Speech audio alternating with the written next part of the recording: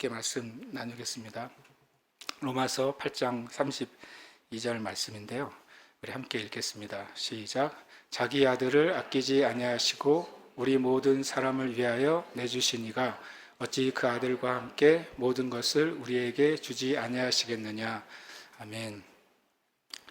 이 말씀이 이제 지난 우리가 계속 새벽에 로마서 말씀을 읽잖아요. 로마서 이제 8장을 넘어가고 이제 9장도 넘어갈 때 다시 이제 로마서 1장부터 제가 다시 차근차근히 읽을 때 이 말씀이 굉장히 새롭게 이제 저에게 다가왔어요. 하나님이 자기 아들을 아끼지 아니하시고 우리에게 주셨다고 말씀하시고 우리에게 예수님을 주셨을 때 또 예수님과 함께 모든 것이 우리에게 주어졌다고 말씀하시는 문장이에요.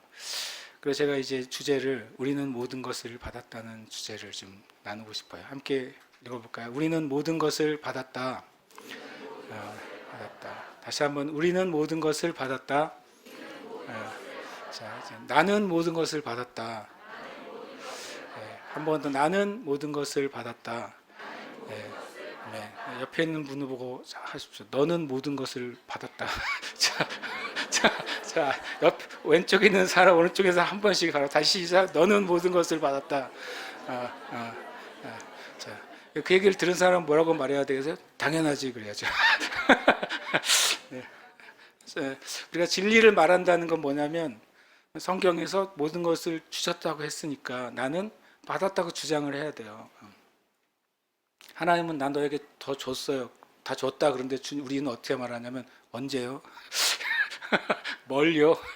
우리 10대가 제일 잘하는 말이죠. 뭐라 그러면 뭘요? 왜요? 이렇게 그건 10대 주신 큰 은총 같아요. 저도 그랬으니까요. 그 말을 한 30대쯤 되면 이제 부끄러워서 못하죠. 그러니까 10대에 주신 은총이에요. 그렇게 어쩌라고요? 이 말은 이제 은혜의 말이에요. 그때만 사용을 할 수 있어요.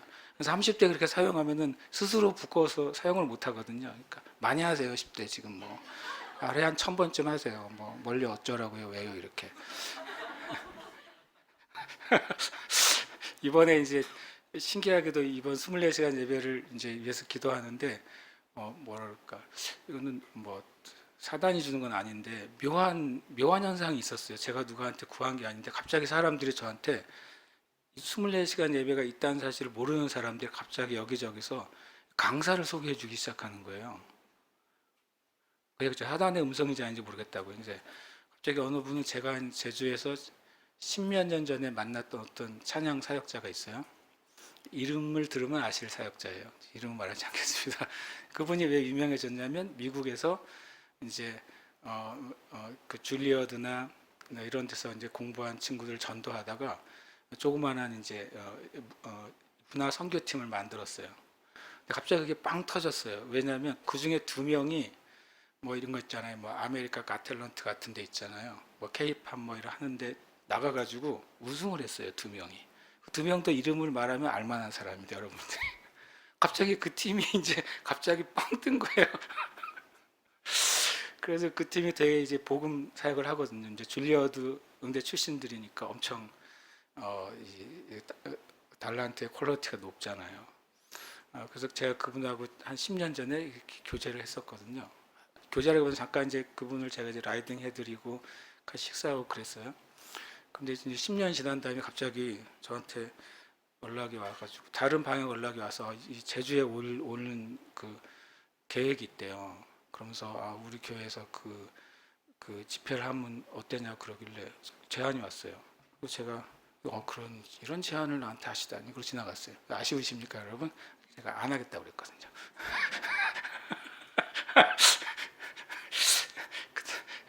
그 다음에 갑자기 미국에 있는 어느 국민일보 기자분이었다가 이제 미국으로 이제 1년 연수를 간 한 기자님이 계세요. 그 기자님이 이제 연락이 왔어요. 그분 아실 거예요. 어떤 이름만 말하면 말을 하지 않겠습니다. 갑자기 다짜고짜 그 보이스톡이 왔어요. 카카오로. 그래서 아니 이분이 왜 한국에 돌아오셨나 전화했던 자기 이제 저기 애틀란타래요. 그러더니 갑자기 고 목사님 어느 누가 나가시니까 일단은 그분을 초청해서 집회를 하세요 그러더라고요. 그래서 누군지는 알려주세요. 그리고 끊었더니 딱 커리어가 왔는데 이렇게 돼 있어요. 가정 사역 전문, 가정 그 사역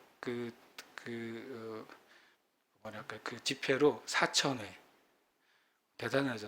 실제로 CTS에 나오신 분이에요. 근데 이름을 또 말하면 알게 되니까 말을 안 하겠어요.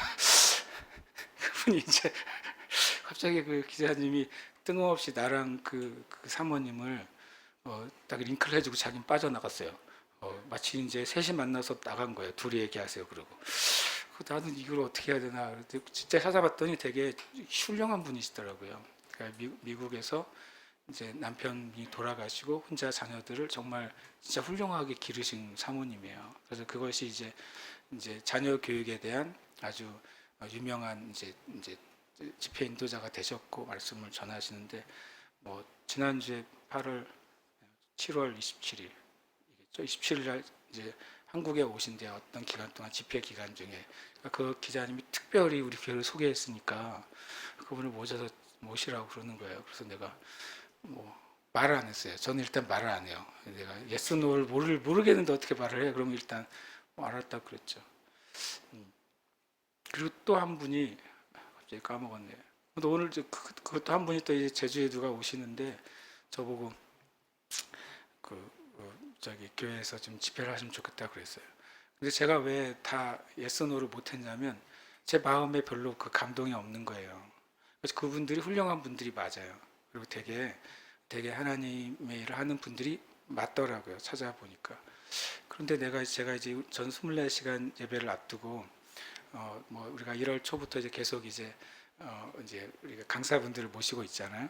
그래서 이번에도 좋은 또 메신저를 보내주세요라고 기도를 하는데 첫 번째 생각했던 분들이 있었거든요. 제 나름대로. 근데 지금은 좀 아닌 것 같고 다음에 기회가 되면 그분들을 초청했으면 좋겠다 생각을 했어요. 이제 저는 생각도 안 뜬금없이 세 명이 이제 저한테 이렇게 생각도 없이 컨택이 된 거죠. 그런데 제 마음에는 별로 감동이 없었어요. 좋은 분들이 맞아요. 아쉬우시면 나중에 조용히 알려주시면 이렇게 물어보시면 알려드릴게요. 뭐 유튜브에 보면 다 나와 있더라고요. 그래서 제가 결론 유튜브로 보면 되겠구나 그분들 건. 다 나와 있으니까. 그래서 제가 기도하는데 이제 아, 제가 어제 나눴지만 평생에 붙잡을 말씀에 대해서 우리가 가지고 있어야 되겠다. 모든 그리스도인들이 내가 평생 이 말씀은 내 말씀입니다. 하나님이 나에게 주신 약속입니다. 라고 할 수 있는 말씀이 있는 그리스도인이 되어야 되겠다라는 것에 대해서 말할 것을 주님이 지금 마음을 주셨어요. 그걸 저 이제 준비를 했죠. 준비를 한 거 어제 전 나눴어요. 그러고 있는 나머지 5번의 설교는 어떻게 할고 이렇게 고민하고 있었는데 제가 저한테 너무 놀라운 정말 주님의 빛과 같은 말씀이었어요. 우리 교회 사모님들 4명이 떠오르더라고요. 그래서 와 이건 진짜 사천의 그 집회한 분보다 훨씬 훌륭하다고 생각이 들어가지고 어제부터 이제 사모님들의 말씀을 듣습니다. 어제 이제 두 분의 말씀 들었잖아요. 전 너무나도 되게 감사했어요. 내가 세 명의 뭐 각도 없이 들어온 그 메신저들 내가 이제 노라고 말한 것에 너무 감사했어요. 어제 오늘 뭐 못 들으신 분들은 실수하신 겁니다. 그러니까 왜 실수하신 거냐면 이 24시간 예배는 24시간 동안 플레이가 돼서 리플레이가 안 돼요. 제가 긍휼을 베풀어서 올리지 않으면 안 들을 수가 없어요. 그러니까 오늘 뒤에 또 2시간이 있습니다. 이번에는 말씀을 제가 올리려고 합니다. 사모님들 말씀을 좀 편집해서 올려드리겠습니다. 그래서 제가 너무 감사했죠. 그래서 우리 안에 또 이미 주신 하나님의 많은 메신저들이 있다는 것에 대해서 정말 감사했어요. 저는 이 말씀을 이제 우리는 모든 것을 받았다. 일종의 우리가 이제 주장해야 될 문장이에요. 나는 모든 것을 받았어. 그러면 마귀는 말할 거예요. 증거를 대봐. 가지고 있는 걸 내놔봐. 그러지 않겠어요, 마귀는? 항상 그렇게 우리에게 말할 겁니다. 너에게 지금 없잖아. 그럴 거예요, 마귀는. 우리의 내적인 음성을 통해서 말하겠죠. 너는 아직 없잖아. 너는 가지지 않았어. 그거는 너의 그냥 희망 사항일 뿐이야. 라고 우리의 마음의 내적인 음성을 통해 마귀가 계속 거기에 거짓말을 넣는 것이죠. 그럴 때마다 우리는 진리를 말해야 돼요. 아니야, 하나님은 예수님을 나에게 주셨고 예수님과 함께 모든 것을 주셨어. 그것이 저와 여러분의 일종의 그 영의 언어의 습관이 되시길 축복해요. 육신의 언어의 습관도 있죠. 그렇지만 영의 언어의 습관도 돼야 돼요. 영의 언어의 습관은 진리에서 말씀하고 있는 것을 나도 말하는 거예요. 성경에서 말씀하고 있는 것을 나도 말하는 거예요. 그것이 우리의 영의 언어의 습관이 돼야 돼요. 실제로 그 습관을 가지고 있는 그리스도인들은 실은 잘 무너지지 않아요. 왜냐하면 그 사람을 아주 뿌리까지 흔들 수 있는 어떤 요소가 없어요. 뿌리가 계속 그 말씀을 붙잡고 있는 한 절대로 나무 전체가 뽑혀지지 않습니다. 때로는 뭐 가지 몇 개가 부러질 수도 있죠. 이파리가 날아갈 수도 있고 어렵게 익어가는 열매가 떨어지는 아픔을 경험할 수도 있어요. 그러나 우리의 영의 언어의 습관이 진리를 말하는 사람은 그 나무가 뿌리채 절대로 뽑히지 않습니다. 저와 여러분은 그런 사람이 될 것입니다. 아멘. 오늘 말씀에 자기 아들을 아끼지 아니하시고 이렇게 말씀하고 있어요. 이 말이 참 대단한 말씀이라는 사실을 깨달았습니다. 주님은 아들을 아끼지 아니하시고 우리에게 주셨다고 말씀하고 있어요. 아끼지 아니하시고 이것은 이제 요한복음 3장 16절을 우리가 근거로 말할 수 있어요. 하나님이 세상을 이처럼 사랑하사 독생자를 주셨으니 주님이 우리에게 아끼지 않고 예수님을 주셨다고 하는 것은 하나님의 그 사랑을 근거로 말씀하고 있는 거죠. 우리가 누구한테 아낌없이 줄 수 있다면 그것은 그 대상에 대해서 사랑하기 때문이에요. 만약에 내가 사랑하지 않는 사람에게 뭔가 줄 수는 있죠. 그러나 진짜 내 마음속에 깊이 사랑하는 사람에게는 내가 주고 나서 아깝지 않아요. 그리고 아끼지 않고 다 줄 수가 있어요. 그것은 모든 인간에게도 있는 종류의 사랑이에요. 근데 하나님이 우리를 사랑하시는 사랑의 그 깊이는 또 한이 없죠. 하나님이 세상을 이처럼 사랑하셔서 독생자를 주신 거예요. 독생자를 주신 이유는 딱 한 가지 전제는 바로 사랑인 거죠. 근데 사랑에 대해서 말할 때 이렇게 말하고 있습니다. 에베소 2장 4절 한번 읽어볼까요? 시작. 긍휼이 풍성하신 하나님이 우리를 사랑하신 그 큰 사랑을 인하여. 네. 주님의 사랑의 그 뿌리에는 뭐가 있냐면 긍휼이 있어요. 긍휼. 긍휼이 뭡니까? 긍휼은 바로 이제 불쌍히 여기는 마음이에요. 하나님이 우리를 불쌍히 여기는 마음이 가득 차가지고 그것이 우리에게 사랑으로 흘러나왔어요. 제가 전에 그 말씀 드렸잖아요. 우리를 참 어렵게 하는 사람은 어떻게 사랑할 수 있느냐. 주님이 저에게 그 사람을 볼 때 그 영혼이 불쌍하다고 느껴지기 시작하면 우리는 사랑할 수 있다고요. 그전에는 참 사랑하기가 어려워요. 그 사람이 나에게 하는 행동이나 말이나 나에게 준 어떤 일들은 정말 나를 괴롭히게 하고 그리고 나를 힘들게 하고 나에게 상처를 줄 만한 일들을 나에게 했어요. 근데 성경은 그 사람을 진리 안에서 대하라고 말하는 거죠. 진리 안에서 사랑하라고 말씀하시는 거예요. 그것이 처음에는 감정이나 우리의 정서로 사랑할 수는 없어요. 우리는 진리에 있는 대로 행동하는 거예요. 그가 나에게 악을 행했더라도 나는 진리의 사랑 안에서 악을 행하지 않는 것이죠. 그가 나에게 저주의 말을 할지라도 나는 진리의 사랑 안에서 바른 말을 하는 거예요. 그 처음의 시작입니다. 그런데 어느 날 우리가 진리로 말하기 시작하는 순간 어느 날 성령께서는 우리 안에 그 영혼을 불쌍히 여기는 마음을 부어주실 때가 있어요. 그러면 우리의 정서와 감정도 그를 사랑할 수 있게 됩니다. 처음부터 우리의 정서와 감정이 원수도 사랑하는 그 일을 할 수는 없어요. 저와 여러분이 진리 안에서 행하는 사랑을 순종하기 시작할 때 그때 하나님 아버지는 우리에게 그 영혼을 보게 하시고 그 영혼이 얼마나 피폐한지 얼마나 가난한지 얼마나 불쌍한지 얼마나 겁먹고 두려워서 떨고 있는지를 보여주시게 될 거예요. 그러고 나면 그 사람을 내 마음과 정서까지도 사랑하는 상태에 이르게 되는 것입니다. 하나님이 우리를 불쌍히 여기셨어요. 하나님이 우리를 불쌍히 여기실 이유는 없어요. 하나님 나를 왜 불쌍히 여기지 않으세요라고 우리가 하나님께 컴플레인을 할 만한 아무런 근거가 없어요. 내가 하나님께 뭔가를 혜택을 드렸거나 주님께 뭔가를 더 드렸다면 아니 나를 이렇게 좀 불쌍히 여기셔야죠라고 말할 근거가 있는데 실은 이 땅에는 어떤 인류도 어떤 존재도 하나님 나를 왜 불쌍히 여기지 않으세요라고 하나님께 이렇게 말할 수가 없습니다. 그렇게 할 수 있는 자격은 세상에 아무도 없는 거예요. 그런데 제가 이 말씀을 읽다가 오늘 말씀에 보면 하나님께서 우리를 우리에게 예수님을 아끼지 않고 내주셨다고 말했잖아요. 그러면 우리는 그렇게 도저히 할 수가 없는데요라고 말하는데 성경에 딱 한 번의 예가 있더라고요. 완전히 하나님 예수 그리스도를 우리에게 아끼지 않고 내어주신 것 같은 일을 했던 한 사람이 있어요. 그래서 이 사람은 우리가 닮을 수도 있다는 생각을 갖게 된 거죠. 창세기 22장 16절인데요. 함께 읽겠습니다. 이르시되 여호와께서 이르시기를 내가 나를 가리켜 맹세하노니 네가 이같이 행하여 내 아들 내 독자도 아끼지 아니하였은즉.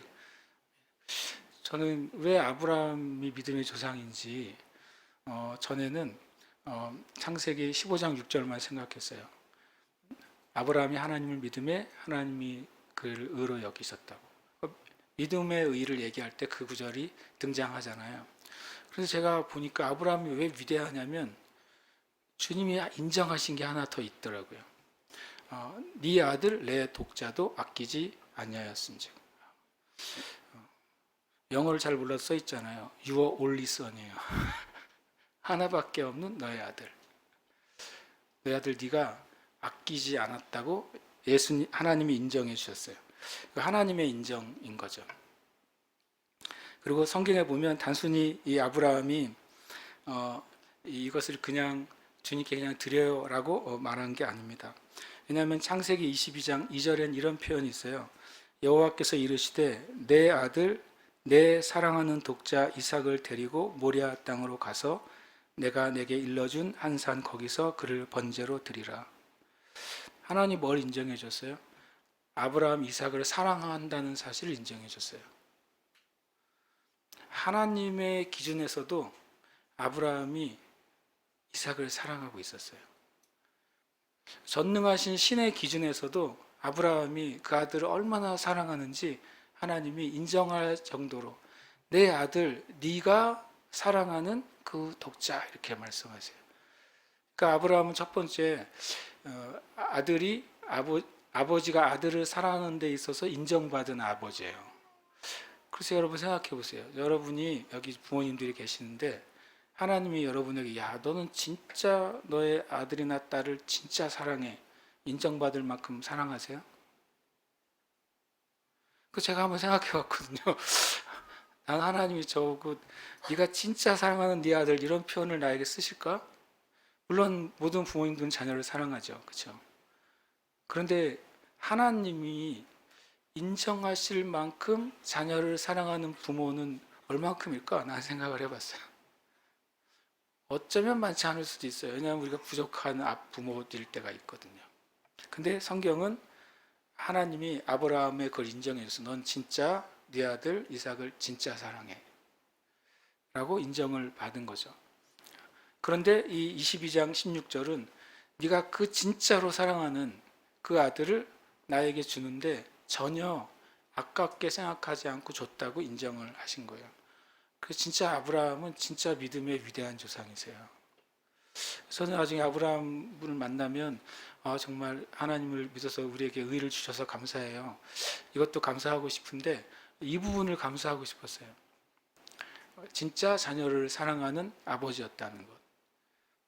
그런데 그 진짜 사랑하는 아들을 하나님 앞에 아낌없이 드릴 수 있었다는 것. 진짜 믿음의 위대한 조상인 거예요. 우리의 믿음의 맨 위의 아버지잖아요. 성경이 말하고 있잖아요. 모든 사람의 아버지라고. 로마서는 말하고 있어요. 제가 이 말이 참 저에게 큰 울림이 됐어요. 실은 만약에 굳이 표현하면 아브라함은 이삭을 아낄 만한 충분한 이유가 있었던 사람이에요. 만약에 우리의 상태에서 아브라함이 하나님께 이삭을 드릴 수 없어라고 할 이유가 충분히 있었던 사람이죠. 왜냐하면 100살에 낳은 기적의 아들이잖아요.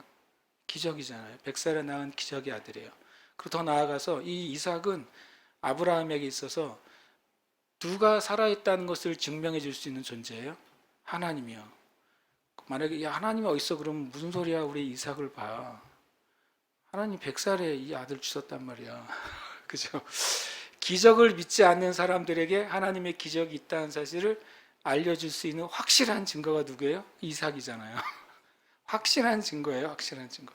여러분 가운데 하나님이 살아계신다고 하는 사실을 증거할 수 있는 어떤 사건이나 여러분에 일어난 일들이 있습니까? 그것처럼 소중한 게 어디 있어요? 그렇죠? 아브라함에게 있어서는 자신이 100세에 얻은 이삭이기 때문에 하나님의 축복의 증거였기 때문에 아낄 수 있는 아깝게 생각할 수 있는 존재고, 또 아브라함에게 있어 이삭 자체는 하나님이 살아계신다는 것을 증거할 수 있는 또 놀라운 사실이었던 겁니다. 그런데도 아브라함은 이삭을 아끼지 않고 하나님께 드립니다. 이런 표현을 하면 이런 거죠. 하나님을 증명할 증거를 다시 하나님께 드리는 거예요.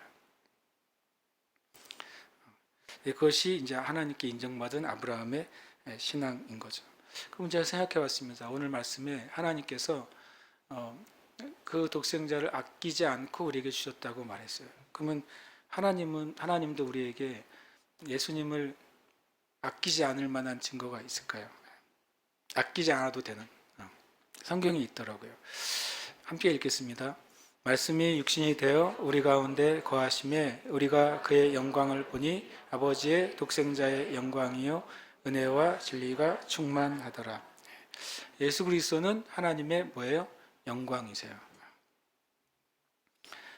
하나님의 영광이라고. 예수님이 하나님의 영광인데, 하나님은 성경에서, 구약에서 하나님이 제일 소중하게 여기시는 게 뭐예요? 나의 이름이라고 그랬어요. 내 이름의 영광을, 내 영광을 누구에게 주지 않겠다고요? 우상에게 주지 않겠다고 그랬어요. 주님이 구약에 있는 모든 이스라엘의 죄와 악과 그 모든 하나님을 거역한 것에도 불구하고 주님이 이스라엘을 포기하지 않은 이유는 뭐예요? 이스라엘에게 나타내신 하나님의 영광 때문이에요. 그 영광을 하나님이 절대로 포기하지 않으시기 때문에 출애굽한 이스라엘이 가나안을 얻고 가나안을 얻은 이스라엘이 타락하고 뿔뿔이 열방으로 흩어졌는데도 나는 내 영광을 위해서 너희들을 다시 모으겠다고 하신 하나님이에요. 근데 그 하나님이 그 영광을 포기하신 거예요. 하나님의 모든 영광이신 예수님을 포기하셨어요. 이것은 아브라함이 자신의 모든 기쁨이요 삶의 이유요 증거요 심지어는 하나님이 살아계신 표인 그 이삭을 하나님께 아낌없이 드렸던 것보다 훨씬 더 놀라운 일인 것입니다. 실은 비교할 수 없는 일이죠. 그렇지만 어쨌든 우리가 인간의 차원에서는 그것을 보는 거예요. 하나님은 하나님 자신의 영광을, 하늘에 속한 영광을, 한 번도 양보해 보시지 않은 영광을 이 땅에 예수님 안에서 보내셨고, 그리고 우리에게 아낌없이 주신 거예요. 뭐 이런 표현은 그렇죠. 우리가 하나님이라면 우리가 예수님을 이 땅에 주지 않아야 될 이유가 충분히 있는 것이죠. 거꾸로 말하면은 하나님이 예수님을 죽이셔야 될 이유가 없어요. 저와 여러분이 이 땅에 있는 모든 인류가 예수님만큼 가치가 있어서 주님을 죽이시면서라도 다시 되찾아오야 될 가치가 우리 인간에게는 없었어요. 뭔가 비교 대상이 있어야 투자한 만큼 회수를 할 거 아니에요. 하나님은 그 하나님의 영광을 포기하면서까지 우리에게 얻을 것이 하나도 없었습니다. 하나님 자신의 영광보다 더 큰 영광을 가진 존재도 없고, 오히려 심지어는 인간의 상태는 하나님의 영광을 가리는 존재죠. 하나님의 영광을 가리는 존재인 저와 여러분을 위해 하나님의 영광인 예수님을 주신 거예요. 이것은 계산이 안 되는 이제 개념이 되는 것입니다. 또 이 로마서 5장에 보면 우리는 여전히 연약해서 주님의 약속을 이행할 수 있는 상태가 아니라 그래요. 우리는 여전히 죄인이어서 내가 죄인이라는 사실을 자각하지 못하는 상태였다고 말해요. 더 나아가서 우리는 하나님의 원수로서 살고 있다고 말해요. 성경은 뭐라고 말합니까? 너희가 연약할 때에 예수님이 약속대로 오셨다. 너희가 죄인이었을 때 예수님이 죽으러 오셨다. 너희가 원수 되었을 때 주님이 우리를 위해서 오셨다. 이게 로마서에서 말씀하시는 증거예요. 그래서 우리는 가치와 가치를 교환하면서 살잖아요. 가치와 가치를 교환합니다. 내가 가지고 있는 돈과 내가 살려고 하는 물건을 교환하는 거예요. 그렇죠? 만약에 어떤 사람이 기분이 나쁠 거예요. 나는 엄청난 가치를 줬는데 그 가치 있는 물건이라고 샀는데 나중에 딱 살펴보니까 이게 작아요. 나는 명품이라고 생각하고 내 있는 모아놓은 돈을 다 털어서 어떤 물건을 샀는데 열어보니까 가짜라 그러면 엄청 기분이 나쁠 거 아니에요. 그렇죠? 하나님이 하나님의 영광을 주고 우리를 샀는데 실상 주님이 사신 우리는 죄인이고 연약하고 원수였다고요. 더 나아가서 더 뻔뻔한 건 뭐냐면 하나님의 영광인 예수님을 다 걸고 죽이셨는데 우리는 심지어는 그걸 인정을 안 하는 정도예요. 이 땅에 있는 모든 인류는 주님을 인정하지 않는 거죠. 그리고 더 나아가서 자기 자신이 가치 있다고 생각해요. 자기 자신을 중심으로 살아가요. 우리가요. 참 우리가 어떤 상태인지를 생각하면 우리 이 로마서 8장 말씀이 신기하기까지 합니다. 도대체 하나님이 자기 아들을 아끼지 아니하시고 주신 이유가 뭔가? 실은 아까 말한 것처럼 하나님의 사랑 때문이고 그 사랑은 바로 우리의 인간의 상태를 불쌍히 여기시는 국률함 때문이에요. 모든 인류가 죄 가운데 있고 자기를 위해 살아가고 자기 중심으로 세상을 바라보고 하나님까지도 내 중심으로 바라보는 거죠. 하나님이 저 사람에게는 은혜를 베푸시고 나한테 은혜를 베푸시지 않으면 하나님도 가치가 없어지는 거예요. 그렇게 보이면 저 사람은 축복하시는 것 같고 나는 축복하시지 않으면 하나님은 축복이 없는 분으로 내가 여겨지는 거예요. 그렇게 생각하는 우리를 위해서 주님이 하나님의 자신의 영광이신 예수님을 보내신 것, 그건 엄청난 신비입니다. 그것은 큰 은혜인 것이죠. 두 번째 생각할 것은 그 아들과 함께 모든 것을 우리에게 주시지 않겠느냐 하는 거예요. 예수님이 어디서 어디로 오셨습니까? 하늘에서 이 땅으로 오셨잖아요. 그렇죠? 하늘의 영역으로부터 이 땅의 영역으로 내려오셨어요. 그러니까 하나님은 예수님은 하늘의 영역 가운데 가장 값진 존재인데 하늘의 영역에서 가장 값진 존재인 예수님이 이 땅에 내려오셨다고요. 그렇기 때문에 하늘에 있는 다른 값진 것들은 예수님과 함께 이 땅에 내려올 수 있게 된 거예요. 제일 센 걸 주셨거든요. 그 다음 것들은 같이 따라서 내려오게 되는 것입니다. 그 아들과 함께 모든 것이 내려왔어요. 이것은 우리가 여러분이 마음으로 계속 묵상해 보시길 축복해요. 하늘에 속한 모든 하나님에 속한 것 중에 최고 중에 최고는 예수님이세요. 근데 하나님이 우리를 불쌍히 여기시고 사랑하셔서 하나님의 영광인 예수님이 이 땅에 내려왔다면 나머지는 그냥 같이 쏟아지는 거예요. 만약에 보물이 가득한 자루에 거기에 제일 큰 다이아몬드가 주먹만한 다이아몬드가 있어요.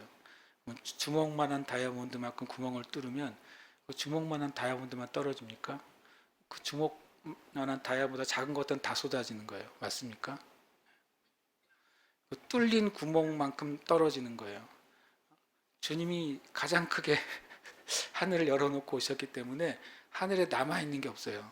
예수님 안에서 다 떨어진 것이죠. 이 사실을 우리가 진짜 마음으로 받게 되길 축복합니다. 저도 이 말씀을 계속 묵상하고 싶어요. 예수님과 함께 모든 것을 나에게 주시겠다고 말씀하신 게 이게 얼마큼 나한테 사실인가? 얼마큼 나에게 진리인가? 얼마큼 내가 이것을 붙잡고 있는가 하는 진리가 되는 것입니다. 주님은 정말로 예수님과 함께 모든 것을 주셨습니다. 아멘이십니까? 이것을 오늘 온 힘을 다해 붙잡으시길 축복해요. 그래서 주님이 주신 게 뭐가 있을까요? 하나님이 이 첫 번째로는 이 영역이 예수님과 함께 우리에게 내려왔다고 성경은 말하고 있어요. 한번 읽어볼까요? 예수께서 나와 말씀하여 이르시되 하늘과 땅의 모든 권세를 내게 주셨으니. 아멘. 이 다스리는 권세는 원래 어디에 속한 것입니까? 하늘에 속한 것이죠. 하늘에 속한 것이 예수님이 주장하시는 거예요. 내가 그걸 받았다. 하늘에 속한 모든 권세가 또 이 땅을 다스리는 권세, 그것도 하늘에 속한 것이죠. 그것이 내려왔잖아요. 하늘에서 어디로요? 예수님 위로 내려왔어요. 그래서 우리가 이것도 생각할 수 있어요. 모든 것, 하나님이 우리에게 예수님과 함께 주신 모든 것 안에 그 목록에 하늘과 땅의 모든 권세도 속하 있다는 사실을 우리는 넣을 수가 있어요. 예수님과 함께 하늘과 땅에 속한 모든 권세가 우리에게 주어졌어요. 그것이 성경에서 말씀하고 있는 것이죠. 그리고 또 엄청 많겠지만 이제 전체를 좀 얘기할 수 있는 몇 가지 문장만 가지고 기도하고 싶어요. 두 번째, 하나님께서 예수님과 함께 우리에게 주신 모든 것 안에 또 어떤 목록이 있냐면 아주 중요한 목록이 있죠. 함께 읽겠습니다. 찬송하리로다 하나님 곧 우리 주 예수 그리스도의 아버지께서 그리스도 안에서 하늘에 속한 모든 신령한 복을 우리에게 주시되. 아멘. 그리스도 안에서 속한 모든 신령한 복이 우리에게 주어졌다고 성경은 말하고 있죠. 하늘에 속한 모든 신령한 복이 예수님 안에서 이 땅에 내려왔다고 말씀하고 있는 거예요. 맞습니까? 그러면 최소한 이 두 가지 말씀만 해도 붙잡아야 되겠어요. 하나는 우리가 예수님 안에서 하늘에 속해 있는 하늘과 땅의 모든 권세가 예수님 안에서 우리에게 와 있습니다. 또 이 말씀에 의하면 하늘에 속해 있는 신령한 복, 하나님이 아브라함을 축복할 때 그 축복은 어디에 속한 거예요? 하늘에 속한 것이었죠. 하늘에 속한 축복이 아브라함에게 임한 거예요. 그렇죠. 야곱이 12아들에게 축복했어요. 그 축복은 어디로부터 온 것입니까? 하늘로부터 온 것이에요. 출애굽기나 신명기에 하나님이 이스라엘 백성들에게 축복하셨어요. 그 축복은 어디로부터 온 것입니까? 하늘로부터 이스라엘 백성에게 온 것이죠. 그러면 이 말씀 안에서 그 모든 게 다 들어갈 수 있게 되는 거예요. 예수님 안에서 하늘에 속해 있는 모든 신령한 복은 우리에게 주셨어요. 어저께 우리 사모님 말씀하실 때 그 과거형 얘기하셨잖아요. 저도 성경의 그 과거형, 미래형, 현재 엄청 중요하게 생각하는데 우리 사모님 앞에 때문에 제가 맨날 긴장할 때가 언제인 줄 아십니까? 헬라어를 말할 때예요. 비밀 하나 말씀드리면 우리 사모님이 신학교에서 헬라어를 가르치는 강사님이세요. 비밀이죠. 떠날 때 말하는 거예요. 들어오실 때 말하면 내가 조금 작아지니까. 헬라어를 말할 때마다 나는 주님 안 계셔도 되는데 이러면서 내가 여기 우리는 복 주시되 했으니까 미리 앞으로 주실 것처럼 느껴져야 한국 문장이에요. 그렇지만 성경은 주셨다고 말하고 있어요. 이미 주셨다. 예수님 안에서. 그럼 우리가 그걸 아는 게 중요해요. 이미 주님이 주셨어도 나의 것인지 알아야 중요하고, 그리고 나에게 주어졌어 내가 그것을 사용해야 중요한 거예요. 사용해야 되는 것입니다. 여러분이 비행기 티켓을 주머니에 넣고 있고 그냥 비행기를 들어가 보세요. 막을걸요 아마. 티켓을 확인해 달라고 그럴 거예요. 우리에게 이미 그리스도인들에게 주어졌어요. 이것은 사실인데 첫 번째 그리스도인들이 이거를 인정하지 않아요. 나에게 그런 능력이 설마 나는 한 번도 누군가를 기도했는데 그 사람에게 치유가 일어난 적이 없어요. 난 한 번도 누구를 위해 간절히 기도했는데 응답이 안 됐어요. 나에게는 그런 능력이 없어요. 그것은 사실일 수 있지만 진리는 아니에요.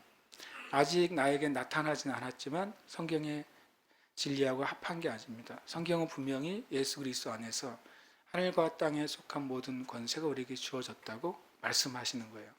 성경은 분명히 예수 그리스도 안에서 하늘에 속한 모든 신령한 복이 우리에게 주어졌다고 말씀하시는 거예요. 아직 나에게 나타나지 않더라도 첫 번째 우리가 그것을 어떻게 해야 돼요? 받아야죠. 주님이 그렇게 말씀하셨군요. 그래서 나는 그것을 받습니다. 그리고 놀라운 영에 있는 진리는 우리가 믿음으로 고백하고 훈련할 때 작동하기 시작하는 거예요.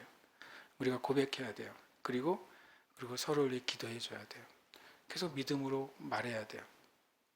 그럴 때 이 말씀은 우리에게 진리가 되고 사실이 되는 줄 믿습니다. 아멘. 한 말씀 더 읽고 우리가 기도하고 있습니다. 저는 오늘 저와 여러분이 이제 사실로 붙잡을 말씀을 나누고 싶어요. 이 시간이 이제 한 달에 한 번 시간 우리가 복음 치유 집회잖아요. 이때는 주님이 우리에게 주신 은혜의 복음과 복음 안에 있는 치유를 나누는 시간이에요. 예수님 안에서 하나님이 모든 것을 주셨는데 그 모든 것 안에는 뭐도 포함됩니까? 치유하시는 은혜도 포함이 됩니다. 저는 이것을 계속 저와 여러분이 계속 우리 안에 쌓이고 쌓여서 정말 우리 턱 밑까지 쌓이길 바라요. 그래서 그것이 계속 우리가 고백이 되고 진리가 되고 사실이 되고 또 우리 교회 안에 아주 편만하게 흘러넘치는 은혜가 있기를 축복합니다. 제가 이제 우리 교회 형제 자매들이 막 이런저런 간증을 해주실 때가 있어요. 대화 가운데 그때 참 이제 은혜로웠던 간증 중에 하나는 전에 이제 프렘 목사님이 했던 간증이에요. 프렘 목사님이 이제 제주에 와서 실은 제주 생활이 쉽지 않잖아요. 엄청 똑똑하신 분인데 한국말은 안 배웠어요. 그래가지고 한국말도 못하죠. 그리고 저랑 소통도 잘 안 되죠. 반만 돼요. 반은 알아듣고 반은 못 알아듣고 막 이렇게 그러니까 이제 그런데 우리 교회 어느 날 이 교회를 내가 다니기 힘들겠다고 생각했는데 주님이 이 교회에 나오고 등록하고 계속 있게 된 일을 뭐라고 말했냐면 이 교회에 오면 뭔가 하나님의 은혜를 경험한다고 그랬어요. 기름 부음이 느껴진다고 그랬어요. 그래서 교회에 등록하고 머물기로 했다고 결정했던 이야기를 난 간증합니다 이렇게 말한 게 아니라 그냥 편하게 얘기하는 간증이었어요. 실은 간증이 그런 거잖아요. 편하게 내가 하나님이 받은 은혜를 그냥 얘기하는 거예요. 내 생활 가운데. 저는 우리 교회 안에 주님이 그 은혜가 있다고 저는 믿어요. 누구라도 우리 교회 예배 가운데 들어오면 이 예배에 흐르는 세상 기준은 분위기. 그러나 저는 그것은 영적인 기름 부음이라고 믿어요. 우리 교회 안에 예배할 때 영적인 어떤 기름 부음이 있습니다. 그건 우리에게 그냥 주신 은혜예요. 우리가 무엇을 잘해서가 아니라 그 예배인자 잘하시긴 하지만 예배인자들이 너무 탁월해가지고 기름 부음 때문이 아니라 이 교회의 몸만에 주신 은혜라는 걸 제가 느끼거든요. 그래서 우리가 이제 거기서 더 나아가야 돼요. 기름 부음에서 나아가서 말씀 붙잡고 말씀 안에 주신 걸 우리는 계속 말해야 됩니다. 저는 우리 교회에 이제 크고 작게 우리의 질병이나 아픔이 있는 형제 자매들이 있잖아요. 저도 실은 제 멀쩡한데 제가 기도하는 게 하나 있긴 있어요. 잘 안 없어지는 게 하나 있어요. 작은 거지만 저를 괴롭히는 게 있어요. 저는 계속 기도합니다. 계속 선포하고 기도합니다. 대단한 건 아니고요. 하여튼간. 근데 잘 안 없어져요. 묘하게도요. 그래서 제가 그런데 그때마다 저는 계속 얘기하죠. 전에는 주님 치유해 주시옵소서 기도하다가 이제 제가 말씀을 우리가 알면서 바꿨죠. 예수님의 이름으로 너는 치유되었다. 예수님의 이름으로 잠잠해 될지어다. 예수님의 이름으로 떠나가라. 이렇게 말하기 시작합니다. 그래서 그것이 많이 잠잠해졌어요. 저 여러분도 하시길 축복합니다. 이미 하고 계시는 줄 제가 알아요. 이미 여러분이 그렇게 하고 있어요. 저도 알고 있습니다. 그리고 저도 듣고 있어요. 여러분이 믿음으로 씨름하고 있다는 사실을 제가 듣고 있어요. 그래서 주님께 저는 기도할 때 되게 안타까운 마음으로 기도합니다. 주님, 우리 형제 자매들이 그 육신의 질병이나 고통이나 문제를 가지고 씨름하고 있습니다. 믿음으로 싸우고 있어요. 주님, 이것이 온전하게 나타나게 해주세요. 이것이 급속하게 나타나게 해주세요. 이제는 치유와 회복과 기적이 교회의 일상이 되게 해주세요. 저는 계속 그거를 구합니다. 그러나 이 말씀은 절대로 우리가 포기할 수 없는 것이죠. 이 말씀 함께 읽겠습니다. 친히 나무에 달려 그 몸으로 우리 죄를 담당하셨으니 이는 우리로 죄에 대하여 죽고 의에 대하여 살게 하려 하심이라. 그가 채찍에 맞음으로 너희는 나음을 얻었나니. 아멘. 이 말씀을 다 이해하시겠지만 다시 말씀드립니다. 친히 나무에 달려 그 몸으로 우리 죄를 담당하셨으니, 이것은 예수님이 십자가에서 죽으신 사건을 말하고 있는 것입니다. 예수님이 몸으로 친히 십자가에 달리셔서 죽으셨는데, 예수님이 죽으신 그 사건을 이 베드로전서 2장 24절은 죄를 담당하신 사건이었다고 말했어요. 우리의 죄를 위해서 십자가에 못 박히셨다고 말씀하고 있는 것입니다. 십자가에 죽으신 사건은 우리의 죄를 제거하시는 사건이었어요. 십자가에서 예수님이 그 몸으로 우리의 죄를 제거하셨을 때 일어난 일들이 있어요. 첫 번째로는 이는 이라고 말하죠. 왜 예수님이 십자가라는 형틀에서 우리 죄를 담당하면서 죽으셔야 됐느냐? 그 이유는 첫 번째로는 우리로 죄에 대하여 죽고 의에 대하여 살게 하려고 십자가에 못 박혀 죽으신 것입니다. 예수님 십자가에 못 박혀 죽으셨기 때문에, 거기서 우리의 죄의 문제를 해결하셨기 때문에 저와 여러분은 의롭게 되는 것입니다. 그 예수님을 믿을 때 우리가 의롭게 되고 구원과 영생을 얻게 된 것입니다. 이것이 십자가의 첫 번째 효력이에요. 십자가의 첫 번째 효과입니다. 우리가 그것을 얻는 것이죠. 그리고 이어서 말하고 있죠. 그가 채찍에 맞음으로 너희는 나음을 얻었나니. 십자가의 사건은 동일하게 우리의 영혼이 구원받는 효력을 가질 뿐만 아니라 십자가에서 채찍에 맞으시고 피 흘리시고 못 박히신 그 사건의 은혜는 바로 우리에게 치유를 주신 사건이에요. 그것은 이사야 53장의 말씀하고도 일치하는 것이죠. 그가 찔림은 우리의 허물과 또 죄와 고통과 질병을 위해서 죽으시고 우리에게 나음과 평화를 가져다 주었다고 말씀하는 거예요. 그래서 우리는 이 말씀을 어떻게 해야 됩니까? 주장해야 돼요. 내가 예수님을 믿는다면 나에게는 두 가지 일이 주어졌어요. 구원의 은혜가 주어졌어요. 내가 예수님을 믿는다면 나에게는 치유의 은혜가 주어졌어요. 그래서 우리는 이것을 먼저 받아들여야 돼요. 내가 하나님을 믿을 때 하나님의 기적도 믿어야 돼요. 하나님을 믿을 때 하나님의 사랑도 믿어야 돼요. 하나님을 믿을 때 하나님의 치유도 믿어야 돼요. 왜냐하면 그것은 같은 거예요. 같은 사건 안에 일어난 같은 일입니다. 그렇다면 우리가 그동안 같은 사건 안에 일어난 한 면만 보고 있었다면, 우리가 어떤 물건을 보고도 한 면만 볼 수 있잖아요. 그 물건의 뒤에 면이 뭐가 있는데 내가 보지 않고 살 수도 있어요. 어느 날 내가 뒷면을 딱 돌렸더니 여기에 뒷면에 이런 기능이 있었네, 이런 그림이 있었네, 이런 문양이 있었는데 라고 발견할 수 있잖아요.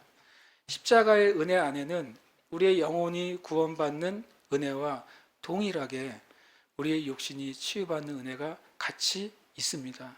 사도 베드로가 우리에게 말씀하고 있어요. 다시 말하지만 우리에게 현실이 있습니다. 믿음은 현실을 부정하는 게 아니에요. 현실을 애써 외면하는 것도 아니에요. 우리의 삶에 도전이 있고 우리의 육체에 도전이 있어요. 그렇지만 그건 현실이죠. 진리를 뭐라고 하는지 아십니까? 실은 초현실이라고 하는 거예요. 반현실이 아니에요. 현실을 부정하는 게 진리가 아니라 현실 위에서 역사하는 것이 진리입니다. 그럼 우리가 여러분이 가지고 있는 많은 현실들 위에 진리를 올려놓는 겁니다. 그리고 지금 저의 삶 가운데, 저의 영 안에, 저의 마음에, 저의 육신 가운데 주님 초현실인 진리로 저는 그 안에 섭니다. 그 진리 안에 섭니다. 샤워기가 있잖아요.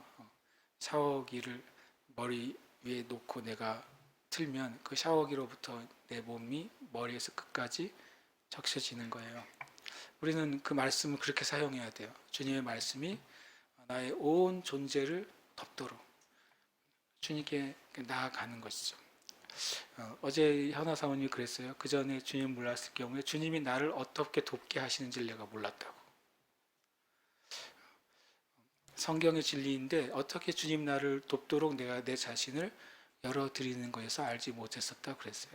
우리는 이 말씀을 이제 받아들이고 말씀 앞에 서는 것이죠. 그래서 그 말씀이 마치 나를 이제 샤워해 주는 것처럼 그 안으로 들어가는 거죠. 그 주님의 그 블레싱 안으로 내가 들어가는 거예요. 우리가 오늘 그렇게 기도하고 싶습니다. 우리 다 함께 좀 일어나서 기도하십시다.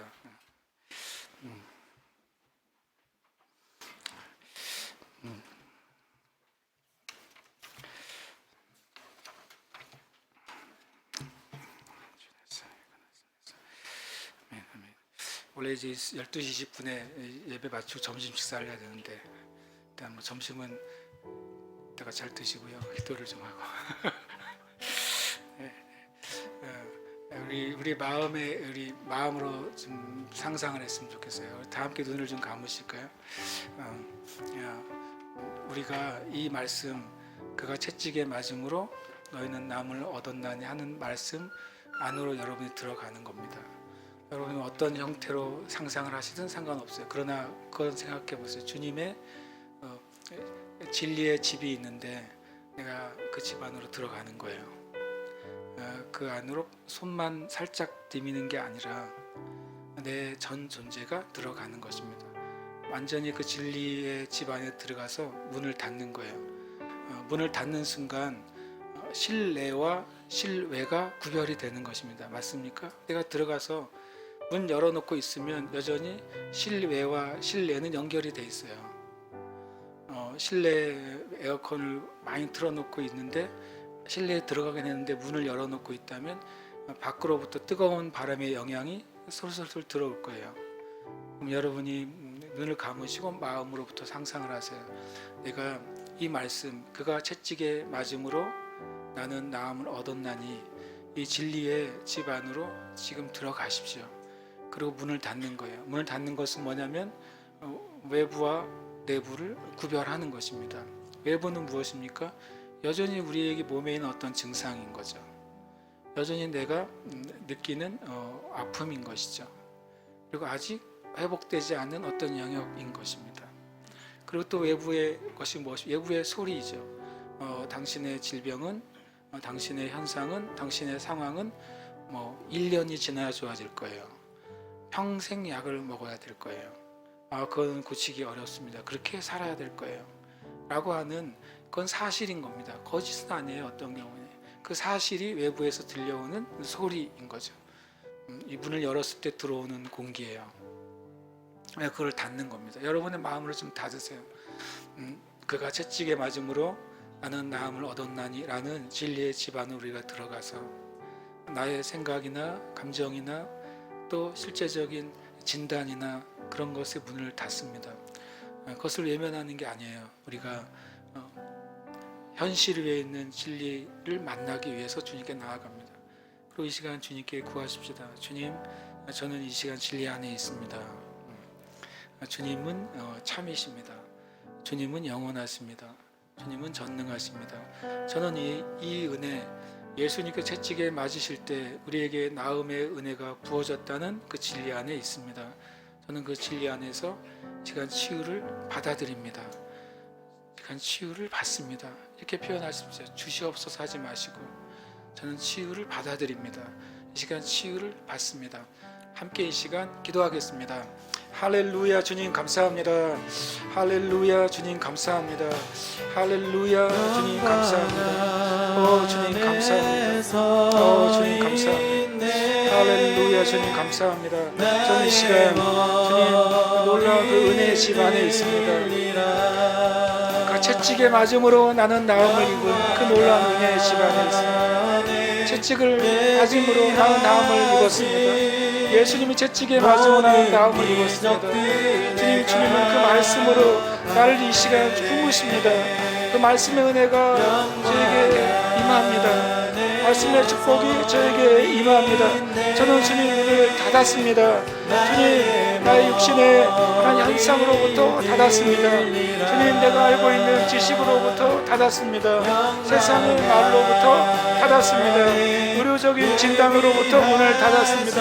주님 이 시간 저는 주님의 그 놀라운 치유의 말씀의 집 안에 있습니다. 저는 치유의 말씀의 집 안에 있습니다.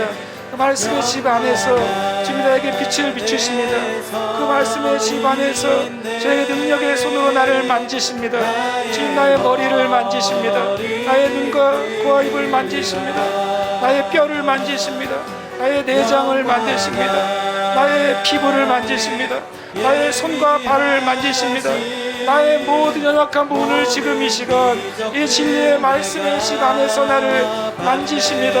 오 주님, 주님 찬양합니다. 주님 이 시간 만지십니다. 회복하십니다. 치유하십니다. 주님이 고치십니다. 주님이 창조하신 원래대로 우리를 그렇게 만드십니다. 주님 우리를 그렇게 만드십니다. 우리를 새롭게 하십니다. 주님 우리를 새롭게 하십니다. 권능의 능력 안에서 우리를 새롭게 하십니다. 권능의 능력 안에서 우리를 새롭게 하십니다. 할렐루야 아멘 아멘 아발로 데레셀 코바라바스 할렐루야 바라로 다바라바라바스 할렐루야 바라로 데바라바라바라바스 할렐루야 바라로 데바라바라바라바스 오 주님 감사합니다. 이 은혜를 베푸신 것이 있나요? 감사합니다.